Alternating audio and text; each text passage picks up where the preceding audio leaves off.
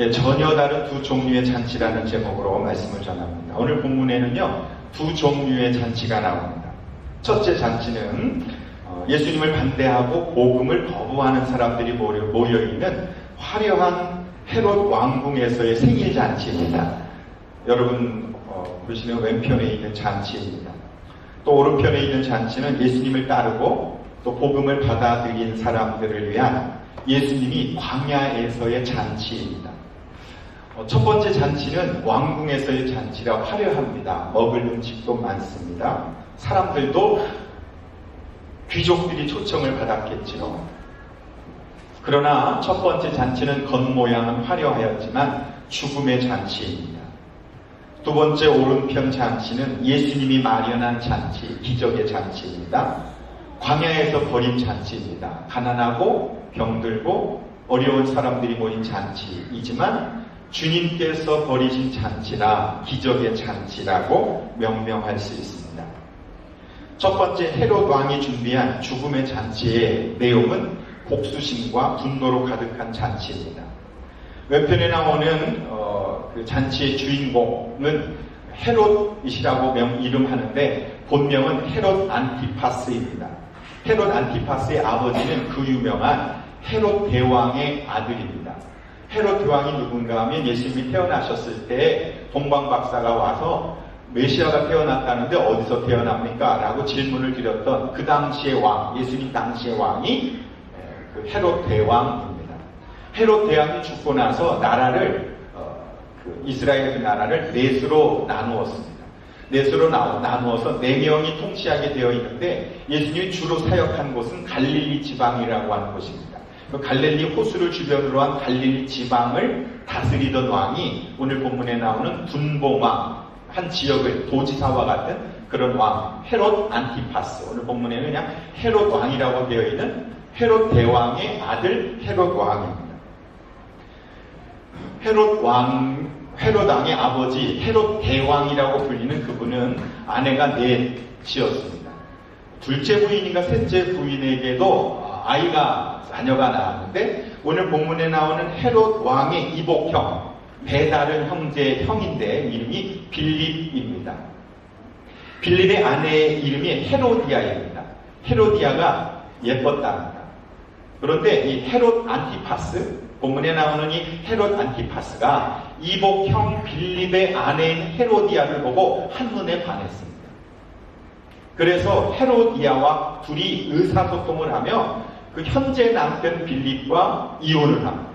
그리고 결혼을 했습니다. 헤롯 안티파스. 형의 아내를 빼앗아 결혼한 사람이 헤롯 왕입니다. 도덕적으로 옳지 않죠. 그런데 아무도 말을 못했습니다. 헤롯 안티파스 이 왕은, 현재 왕은 굉장히 간사하고 간악하여 예수님도 여우라고 칭할 만큼 굉장히 잔꾀가 많은 사람이었습니다. 기분이 나빴습니다. 사람들이. 그러나 말 못했습니다. 유독 한 사람이 말했습니다. 헤롯 왕을 향하여 세례 요한이 말합니다. 옳지 않다. 공개적으로 비난을 했습니다. 기분이 상했습니다. 헤롯 안티파스. 그러나 백성이 두려워서 그를 죽이지 못하고 감옥에만 가두어 두었습니다. 감옥에 가두어 둔 어느 날 헤롯 안티파스가 생일을 맞았습니다.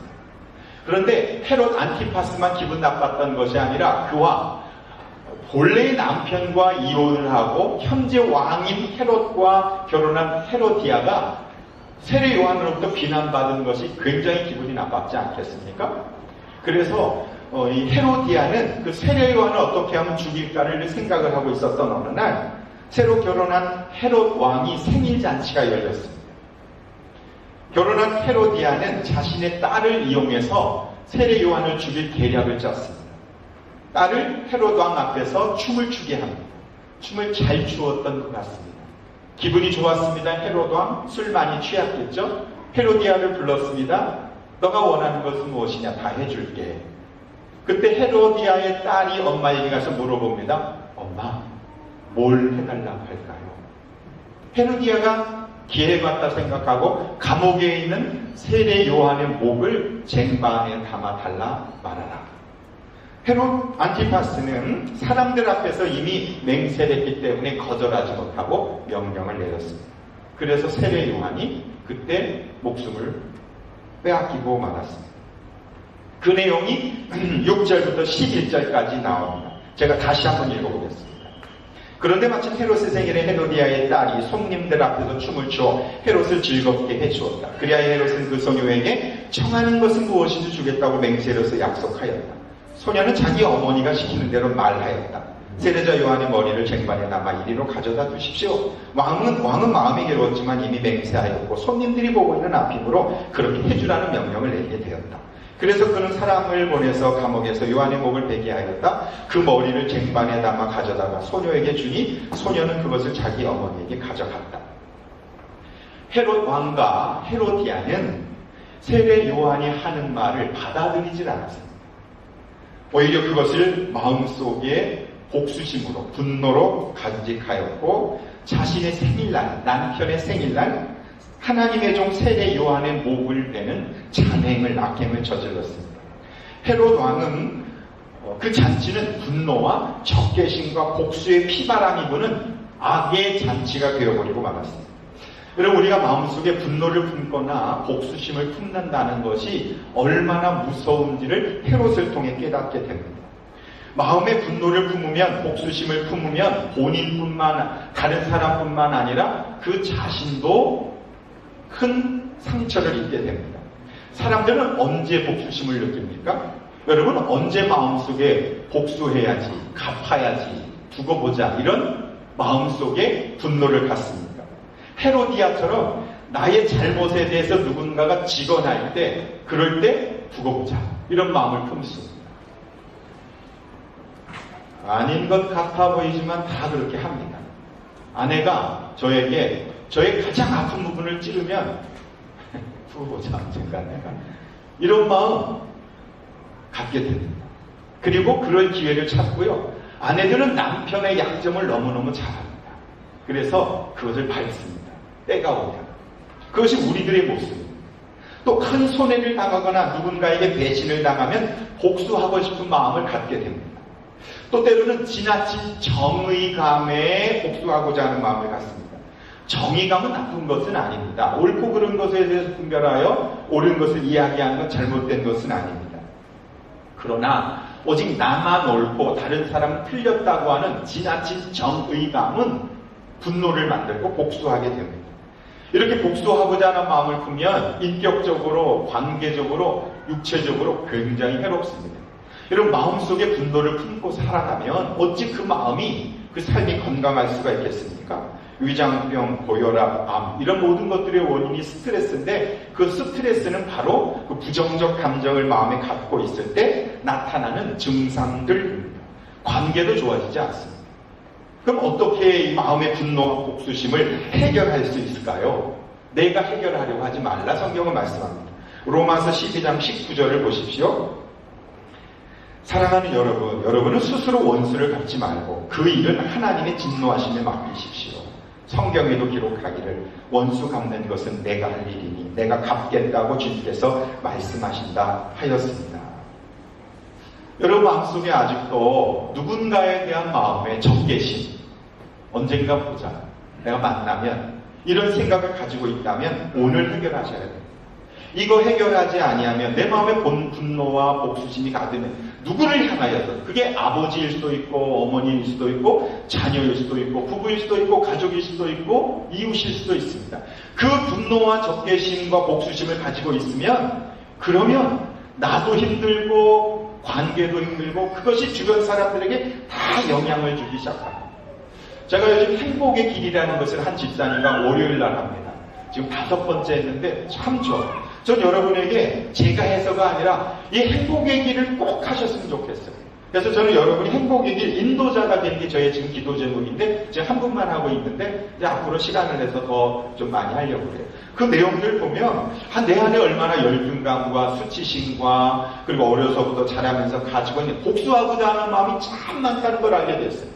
인정받고 사랑받지 못함으로 갖고 있는 그것이 어른이 되어서도, 나이가 50이 넘어서도 계속해서 나타나는 것들이 바로 내 안에 많다라는 것을, 그것을 또 다시 알고 있는 거지만 다시 확인하게 됩니다. 예를 들면 돈이 없을 때 무시를 당하거나 수치심을 경험하면 마음에 복수심이 불타오릅니다. 내가 두고 보잖아. 내가 열심히 돈 벌어서, 열심히 일해서 돈 벌어서 내가 뭔가 보여줄게. 그러니까 건강이 해치는 것도 모르고 하나님 앞에 예배드리는 것도 다 포기하고 돈 버는 일에만 그냥 애를 씁니다. 돈 벌어야지만.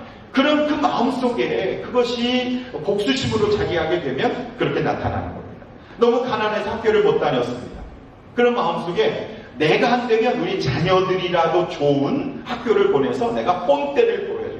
좋은 직장을 가게 해야지. 이런 생각을 하면서 아이들을 계속해서 좋은 학교를 보내려고 얼마나 많이 억압합니까? 그럼 그건 나도 힘들고 아이들도 힘들고 그렇게 마음속에 그 복수심이라는 것이 너무 큰 걸 생각할 것이 아니라 그런 보답하고 보상받으려고 하는 그런 마음들을 말하는 것이죠. 영화에 보면 억울한 일을 당한 아버지가 유언을 하면서 이 애비의 원수를 꼭 갚아달라. 아니 세상에 이런 유언을 하면 그 자녀들이 어떻게 되겠습니까? 그 아버지의 원수 갚느라고 인생 전체를 낭비하고 나중에 본인도 죽고 원수를 죽이지만 이러한 결과를 초래하지 않습니까? 헤롯과 재혼한 헤로디아가 세례요한이 그런 말을 한다 하더라도 그래 내가 그런 잘못을 했지만 앞으로는 잘 살아야지라는 생각을 했었다면 그런 복수심으로 세례요한의 목을 자르라 달라는 그런 요구는 하지 않았을 것입니다. 본인은 그렇다 치더라도 그 어린 딸을 이용해서 춤을 추게 만들고 그렇게 해서 세례요한의 목을 쟁반에 받아달라고 말했으니 그 헤로디아의 딸이 건강한 인생을 살아갈 수 있을까라는 생각을 하게 되지 않습니까? 여러분 우리 부모가 마음에 분노와 복수심을 가지면 그 자녀들도 그것을 그대로 영향력을 받아서 그런 부정적 인생을 살아갈 수밖에 없다는 사실을 알고 설사 그런 게 있다 하더라도 사기를 당하고 억울한 일이 있다 하더라도 그렇지 않아. 그를 위해서 기도하자. 라고 엄마 아빠가 그렇게 아이들에게 이야기를 해줄 때 그 아이들이 용서를 배우고 사랑을 배울 수 있게 되지 않겠습니까? 그런 것을 깨닫게 되는 거예요. 복수심에 담겨있는 가장 큰 감정이 분노라면 분노의 문제가 해결되어야 복수의 문제가 해결될 수 있다라고 사도 바울은 에베소서 4장에서 이렇게 권면합니다. 에베소서 4장 26절, 27절 함께 읽어보십시다. 시작. 화를 내더라도 죄를 짓는 데까지 이르지 않도록 하십시오. 노염을 품고 있지 마십시오. 악마에게 틈을 주지 마십시오. 화가 날 수 있습니다. 화날 수 있죠. 그러나 화가 나는 것을 죄 짓는 데까지는 가지 말라. 그리고 노여움을 분노를 마음에 품지 말라. 그런 마귀가 역사한다 라는 것입니다. 복수심에서 분노에서 자유하려면 하루하루 우리의 감정을 매일매일 풀어내야 합니다. 오늘 목회 칼럼에 적은 것처럼 행복한 사람들은 하루를 마감하면서 자신의 감정을 잘 정리할 수 있어야 그 다음 날을 살아낼 수 있습니다. 여러분 마음속에 그 분노와 복수심이 적개심이 쌓여지지 않도록 마음 관리를 잘 하십시오. 에베소서 4장 31절을 이렇게 증거합니다. 함께 읽어보십시다. 시작. 모든 악독과 격정과 분노와 소란과 욕설은 모든 악의와 함께 내버리십시오. 서로 친절히 대하며 불쌍히 여기며 하나님께서 그리스도 안에서 여러분을 용서하신 것 같이 서로 용서하십시오. 성경은 나를 분노하게 하는 사람을 불쌍하게 여기라, 그리고 긍휼한 마음을 가지라, 그리고 용서하라고 말합니다. 여러분, 용서해야 내가 살 수 있습니다. 용서해야 내가 감옥에서 나올 수 있습니다. 프레드 러스키는 용서는 당신을 감옥에서 나오게 하는 열쇠와 같다고 그랬습니다. 열쇠는 다 우리 손에 있습니다. 그래서 내가 열고 내가 나가면 됩니다. 그것이 용서입니다. 그래야 정상적 삶을 살 수 있습니다. 여러분 마음속에 혹시 악동과 격정과 분노와 소란과 욕설과 이런 것이 있다면 주님 나를 용서하신 것처럼 용서할 때 이 헤롯 왕, 헤로디아와 같은 죄를 저지르지 않습니다. 또 분노를 품지 않고 복수하지 않으려면 회개해야 합니다. 따라해 보십시오. 회개해야 한다. 내가 억울한 일을 당했는데 왜 회개하나? 그렇게 말할 수 있지만 한자로 보면 고장난명이라는 말이 있습니다. 고장난명. 고장난다는 게 아니고 고장난명. 외로울고 손바닥장, 그리고 어려울 난 울림명. 한 손바닥으로는 소리가 나지 않는다. 그런 뜻입니다. 고장난명. 어떤 문제가 있을 때 상대방만 문제가 있는 게 아니라 나도 문제가 있다는 거죠. 내가 잘못 반응했고 내가 그것에 대해서 하나님이 주시는 지혜로 반응하지 못해서 나도 문제를 만드는데 한몫했다는 것을 인정하는 것이 회개입니다. 상대방만 잘못됐다고 말할 것이 아니라 돌아보며 내가 그때 그렇게 말하지 말았어야 하는데, 그렇게 행동하지 말았어야 하는데, 그것을 회개할 때 그럴 때 분노가 쌓여지지 않고 용서가 될 수 있습니다. 부부싸움 할 때 처음에는 어떤 특정한 이슈를 가지고 얘기하지만 그것 가지고 됩니까? 하다 보면 당신은 항상 그래. 항상? 내가 언제? 당신은 늘 언제나 나한테 그러더라. 이 항상과 언제나가 나중에 싸우고 이유는 사라지고 항상과 언제나만 남는 거예요. 항상과 언제나가 치고받고 싸우다가 일주일씩 말하지 않고. 우리 얘기 아니에요. 우리 얘기 아니고. 고장난요. 왼손바닥은 부딪히지 않습니다. 때문에 나에게도 죄가 있구나, 잘못이 있구나를 인정하고 그 마음을 품은 분노나 적개심을 용서하고 뿐만 아니라 회개해야 우리는 자유로운 삶을 살 수 있습니다. 헤롯은 또 하나의 문제는 그 분노와 적개심 때문에 문제였다면, 두 번째로는요, 확신이 없는 어중간한 마음 때문에 죄를 진 거예요. 어중간한 마음. 말씀해 보면 요한보다도 더 분노한 사람이 헤로디아예요. 사실 헤롯은 요한을 죽이고 싶은 마음은 없었어요. 요 9절 말씀을 보십시오. 9절에 보면 왕은 마음이 괴로웠지만, 그리고 1절에도 보면 1절과 2절에도 보면 굉장히 두려웠어요. 예수님에 대한 이야기를 듣고 자기가 죽인 세례요한이 살아났다고 생각하면서 굉장히 두려워하거든요. 헤롯 왕은요, 세례요한을 굉장히 두려워했어요. 세례요한을 두려워했을 뿐만 아니라 세례요한을 죽이면 백성들이 폭동을 일으킬 것에 대한 두려움이 있었어요. 그래서 죽이고 싶은 생각이 없었습니다. 더 나아가 헤롯 왕은 세례요한을 존경했습니다. 성경에 보면 오늘 사복음서의 이 내용이 다 나오는데, 마가복음에 가면 헤롯 왕은 세례요한을 불러다가 설교를 들었어요. 설교 들었다고요, 헤롯 왕이. 뿐만 아니라 헤롯 왕은 세례요한을 존경했어요. 존경도 하고 말씀도 들었어요. 그런데 헤로디아의 꿰매 넘어가서 술 먹고 한 그 실언을 지키고자 하기 때문에, 경솔한 그 말 한마디 때문에 세례요한을 죽일 수밖에 없었던 거죠. 헤롯은요, 어중간한 인생을 살았어요. 불분명한 인생을 살았어요. 한쪽도 아니고 이쪽 저쪽 양다리 걸치는 인생을 살았어요. 그러다 보니까 어쩔 수 없이 그 헤로디아의 말에 끌려가서 그런 선택을 할 수밖에 없었어요. 두려움이 있었지만 그렇게 된 것이죠. 여러분, 우리가 어중간한 인생을 살면 하나님 쪽으로 가게 되지 않아요. 우리가 중간에 있으면요, 애써도 노력하지 않는 한 우리는 죄악 쪽으로 끌려갈 수밖에 없는 본성이 우리에게 있어요. 여러분, 그걸 인정하셔야 돼요. 우리는 본성적으로 죄인이에요. 우리는 저절로 착해지지 않고요, 저절로 거룩해지지 않아요. 노력하고 애써야 조금 하나님의 마음을 깨달아 알아요. 그게 우리예요. 중간에 있으면 반드시 악한 쪽으로 갈 수밖에 없어요. 헤롯이 그랬어요. 또 한 사람이 있는데요, 그 사람이 가룟 유다입니다. 가룟 유다는요, 예수님의 제자 중 한 명입니다. 전도회의도 같이 갔고 2명씩 짝지어서 전도 갈 때 나가서 기적도 베풀고 귀신도 쫓고 하는 일을 가룟 유다가 했습니다. 예수님께서 가룟 유다의 발도 씻어 주었습니다. 그런데 그런 사람이 어떻게 예수님을 팔아먹었을까요? 성경에 보면 가룟 유다는 한 번도 예수님을 주님이라고 부른 적이 없어요. 예수님을 선생님 그렇게 불렀어요. 가룟 유다는 예수님이 주님이 아니었어요. 그냥 기적을 일으키고 좋은 말씀을 해주는 한 선생에 지나지 않았어요. 그래서 예수님 팔아먹은 거예요. 여러분, 여러분에게 예수님은 주님이십니까? 아니면 그냥 나에게 도움을 주는 어떤 존재입니까?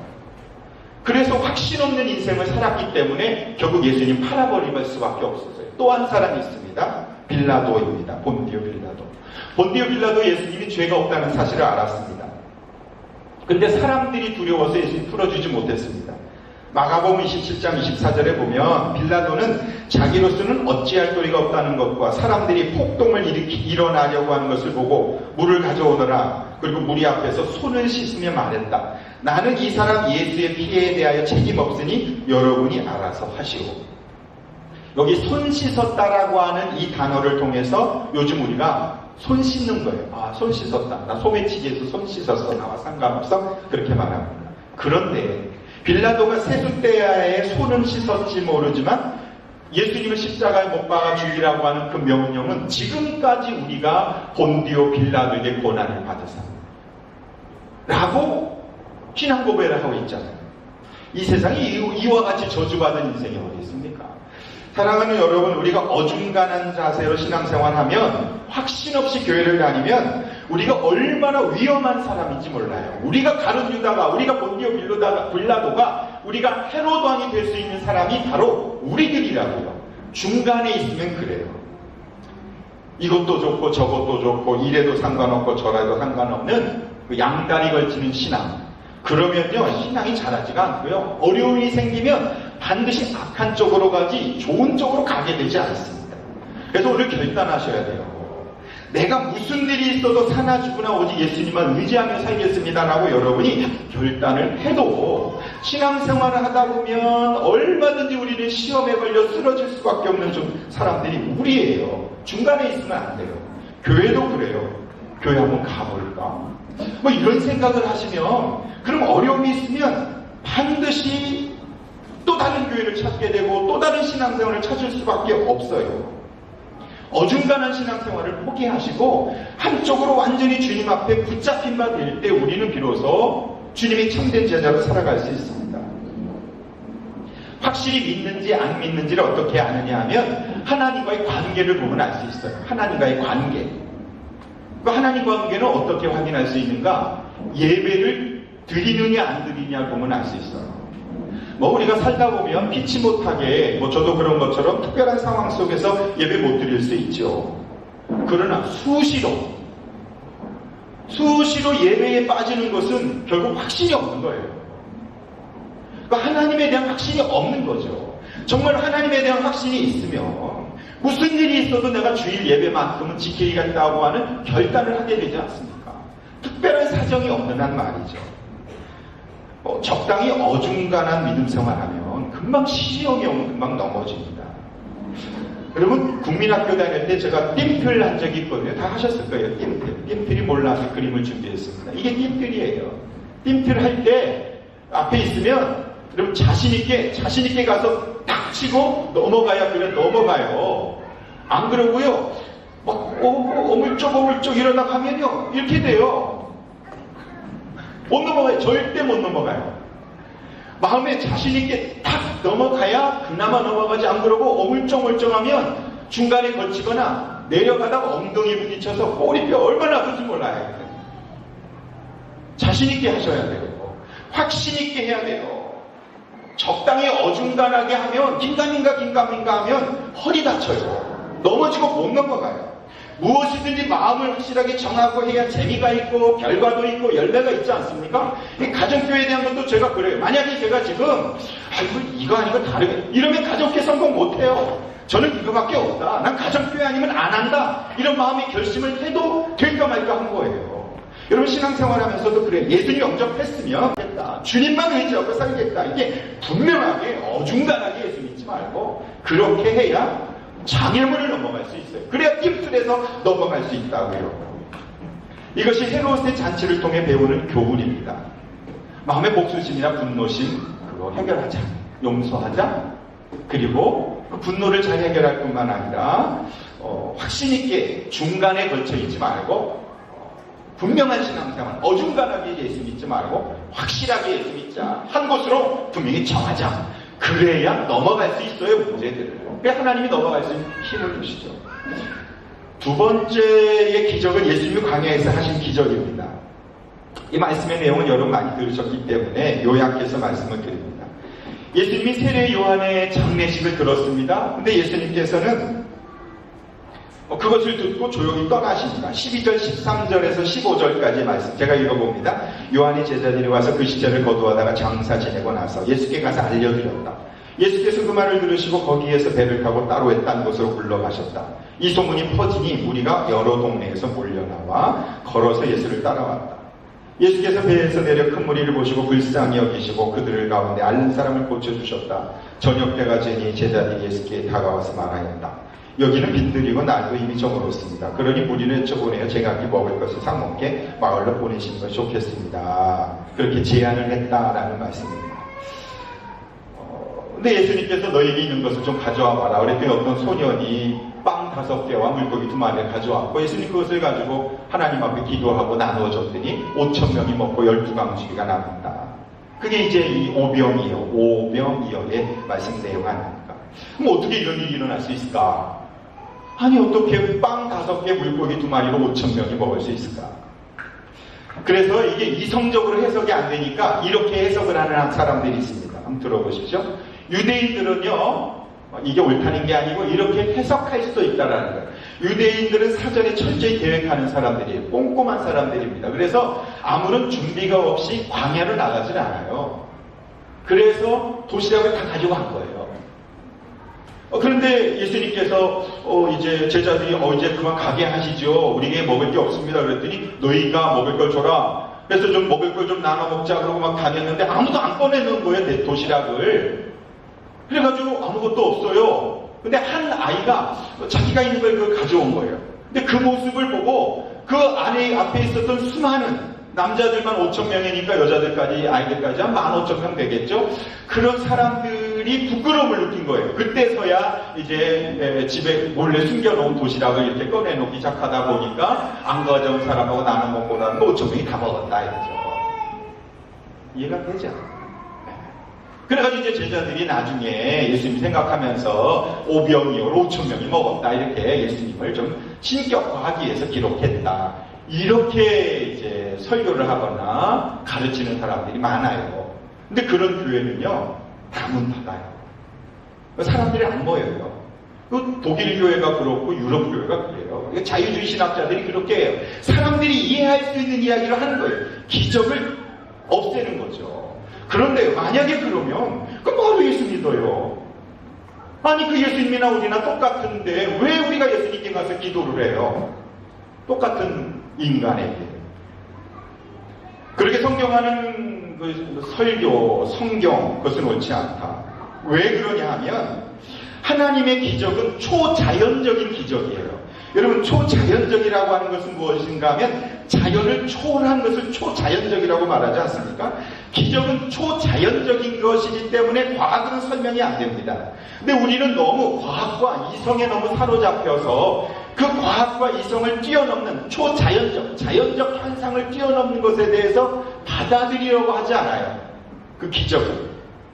그런데 자연을 넘어서 초자연적인 것은 과학으로 측정이나 그리고 증명이 불가능한 겁니다. 예를 들면 우리가 사람들이 볼 때 눈으로 보여지는 광선을 가시광선이라고 말합니다. 지금 이 중간에 있는 게 빨주노초 파남보가 눈으로 보이는 광선이 가시광선입니다. 근데 우리가 보는 광선만 있는 게 아니라 자외선과 적외선이 있지 않습니까? 가시광선보다 주파수가 높고 파장이 짧은 것을 자외선이라고 해요. 그래서 자외선 차단 UV 크림을 바르는 건 눈에는 안 보이지만 하늘에 구름이 떴지만 그 자외선이 뚫고 내려와서 피부암을 일으킨다는 사실을 알지 않습니까? 그게 눈에 안 보이잖아요. 그거보다 또 적외선이 있습니다. 가시광선보다 낮고 파장이 긴 거. 이거 적외선이거든요. 그래서 깜깜한 동굴 같은데 사람의 눈으로는 안 보이지만 적외선 카메라를 쓰고 보면 박쥐가 있는 것이 보이고 또 그 휴전선 이런 데서 적외선 카메라로 보면 깜깜한 밤이지만 움직이는 사람을 볼 수 있는 게 이 적외선입니다. 우리의 눈에 안 보인다고 해서 빛이 자외선과 적외선이 존재하지 않는다라고 말할 수 없는 것이에요. 그것을 보는 도구가 있으면 확인할 수 있습니다. 마찬가지입니다. 예수님의 기적은, 성경에 나오는 기적은 초자연적인 것이기 때문에 일반적 과학적인 검증으로 그것을 검증할 수가 없습니다. 그럼 어떻게 예수님의 기적을 검증할 것인가? 대표적으로 3가지로 검증할 수 있습니다. 그 기적을 목격한 사람들은 누구인가? 몇 명이나 되나? 그리고 그 기적을 목격한 사람들은 신실한 사람들인가? 그리고 그 기적을 목격한 사람들, 체험한 사람들의 인생이 어떻게 변화되는가? 3번째, 예수님의 기적을 목격한 사람들의 인생이 어떻게 변화되었느냐가 예수님의 기적을 확인할 수 있는 가장 중요한 단초가 되는 것입니다. 예수님의 십자가 부활이 왜 사실이라고 받아들일 수밖에 없는가 하면 예수님을 부인하고 도망갔던 예수님의 제자들이 예수님의 부활을 목격했기 때문에 그들이 완전히 달라져서 예수님의 부활을 증거하다 그들이 순교를 한 거예요. 한 명도 남김없이. 만약 예수님의 부활이 사실이 아니라면 시신으로 발견된 그 죽은 예수님을 위해서 자신의 목숨을 내놓을 리가 없을 뿐만 아니라 지금도 수많은 선교지에서 선교사님들이 자신의 목숨을 내어걸고 예수 그리스도를 증거하는 인생을 살 수가 없는 거예요. 부활한 예수님이 아니라면. 오늘 또한 오늘 우리가 이곳에 있는 것은 부활한 예수님 만났기 때문에 살아계신 하나님의 아들인 걸 믿기 때문에 오늘 우리의 인생이 변화되고 달라져 나가는 경험을 하지 않습니까? 저는 저 자신만 생각해도 기적의 증거예요. 제가 오늘 목사가 되어 목회를 하고 하는 것은 저의 어렸을 때 친구들이 생각할 때 기적 같은 일이에요. 정말 여러분은 지금 기적을 보고 계신 거예요. 여러분 저뿐만입니까? 여러분 옆에 있는 사람들이 다 달라진 인생을 살아가는 그것이 살아계신 예수님을 나타내는 증거가 아닙니까? 요즘에도 오병이어의 기적이 일어난다는 것입니다. 영상을 통해서 확인한 것인데 미국의 샌디에고 근처에 쓰레기 하적장이 있어요. 이것이 이제 쓰레기 하치장이거든요. 이 쓰레기 하치장에는 최 가난한 사람들이 모여서 그곳에서 쓰레기를 주워다가 팔아서 먹고 사는 우리가 영상에서 흔히 보지 않습니까? 급빈자들을 사는 곳인데 이 사람들을 대상으로 선교를 하는 한 캐톨릭 신부와 수녀들이 계셨습니다. 근데 평소에는 한 60명을 섬겼대요. 음식을 가서 일주일에 한 번씩이지만 가서 음식을 이렇게 60명분 섬겼는데 추수감사들이 다가와서 추수감사절에는 특별한 터키나 그 찐 감자, 으깬 감자 이런 것들을 좀 스페셜한 음식을 좀 섬기고자 해서 이 신부와 수녀님들이 120명을 준비해서 갔답니다. 근데 120명분을 준비해서 이 쓰레기 하치장에 갔는데 어떻게 소문을 듣고 왔는지 300명이 몰려왔더래요. 그래서 이분들이 의논을 해서 이거 어떻게 할 것인가. 만약에 늘 주던 사람만 교회를 다닌다, 예수를 믿는 사람만 주면 안 믿는 사람들하고 폭동이 일어나서 피바람이 불 텐데 서로 싸우고 그럴 텐데 어떻게 할 것인가 회의를 하다가 그냥 줄을 세우자. 줄을 세워서 앞에 쓴 사람까지 120명까지 주고 떨어지면 없어서 못 드립니다. 그러면 공평하지 않겠느냐라고 그렇게 결정을 하고 줄을 세웠답니다. 그래서 평소에 주는 것처럼 이렇게 남아주는 거예요. 그 비디오로 찍은 거예요, 그거를. 근데 놀라운 일이 벌어졌어요. 계속 퍼서 주는데, 똑같은 때와 주는데, 120명을 주는데, 300명이 먹었는데도, 그래도 음식이 남았을 뿐만 아니라 300명이 푸짐하게 먹은 거예요. 그 나눠준 그분들도 너무 놀란 거예요. 어떻게 이런 일이 있을 수가 있는가. 그래서 너무 놀라서 본부에 보고를 했어요. 근데 이 신부와 이 수녀님들이 그냥 신부 수녀님들이 아니라 성령파 수녀님들이었대요. 뜨겁게 기도하고 성령의 역사를 인정하는 수녀님들이었대요. 그래서 본부에서 조사가 나와서 조사를 해보니까 놀라운 결과가 나타난 거예요. 바로 그 쓰레기 하치장에서 그날 수녀와 신부들을 통해서 음식을 나눠 먹은 사람들 중에 너무 많은 사람들이 인생이 바뀌었더라고요. 심지어 감옥으로 가서 전도를 하기 시작했대요. 120명을 준비를 했는데 300명이 먹고 남았을 뿐만 아니라 그들의 인생이 달라지는 것을 보고 지금도 오병이어의 역사와 기적이 나타난다는 것을 하나님이 지금도 살아계셔 역사하신다는 것을 알 수 있습니다. 오병이의 기적과 광야의 예수님의 잔치를 통해서 우리가 배울 수 있는 것은 아무리 극한 상황이 온다 할지라도 그래서 우리의 시각으로 보지 말고 하나님의 관점으로 상황을 바라보라는 거예요. 제자들의 입장에서 보면 광야에서 먹을 게 없습니다. 여기는 빈들이고 날도 이미 저물었고 그러니 무리를 보내서 마을로 가게 하십시오. 부정적인 것으로 가득 찼어요. 빈들이고 날도 이미 저물었고 우리에겐 가진 것이 없고 근데 예수님께서 뭐라고 말씀하시냐면 너희들이 가진 것을 줘라. 우리 너무 자신에게 사로잡혀 있어요. 나는 가진 것도 없고 난 할 수 있는 것도 없고 자꾸 우리에게 사로잡히면 절망할 수밖에 없어요. 근데 예수님은 너희를 바라보지 말고 너희 손에 있는 것을 보지 말고 너희와 함께 하시는 하나님 바라볼 때 오병이어의 기적이 일어날 수 있다는 것을 말씀하고 계세요. 지금 여러분이 아무것도 해결할 수 없는 극한 상황이고 마지막 절벽과 같은 상황일 때 자꾸 내 능력, 내 상황, 나의 현재 입장을 생각하면 오병이의 기적이 일어나지 않아요. 그럴 때에 하나님 바라보고 하나님 의지하고 주님께 맡기는 것이 필요합니다. 그럴 때 초자연적인 하나님의 기적을 체험하게 될 줄로 믿습니다. 또 하나 깨닫게 되는 것은 나에게 있는 것으로 최선을 다하라는 거예요. 나에게 있는 것.